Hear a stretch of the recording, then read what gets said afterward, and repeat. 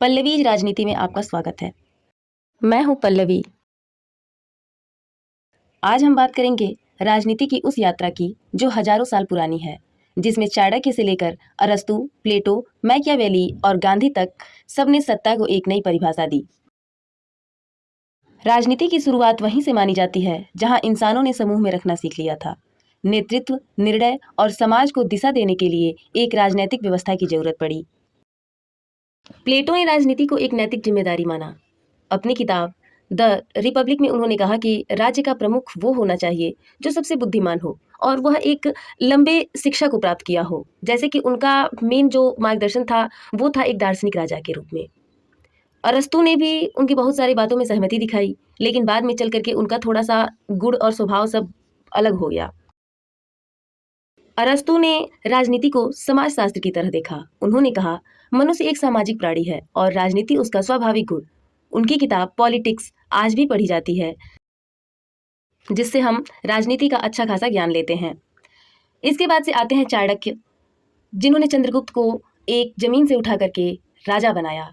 ये कहानी आप सभी को पता होगी, जिसके बारे में हम बताते हैं कि चाणक्य ने अर्थशास्त्र के जरिए नीति, जासूसी, युद्ध और शासन के सिद्धांत दिए। उनका विचार था कि राजा का सबसे बड़ा धर्म है प्रजा की भलाई, और जो प्रजा की भलाई कर सकता है राजा वही होना चाहिए।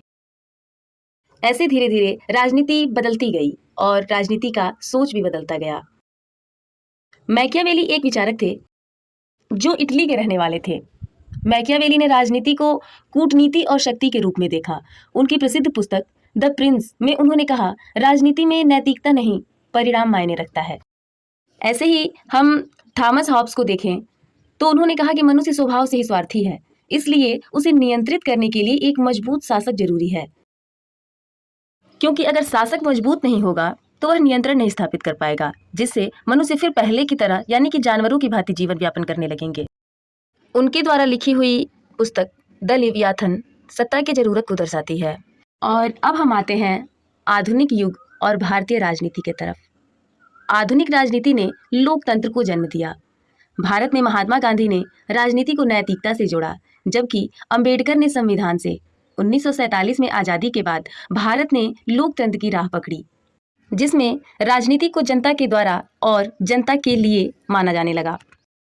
अब इसमें सत्ता जनता के हाथ में होती है और सभी को भागीदारी का बराबर अधिकार प्राप्त हो गया। अगर बात करें हम आज की राजनीति की, तो आज राजनीति में सोशल मीडिया, गठबंधन और अंतर्राष्ट्रीय संबंधों की बड़ी भूमिका है।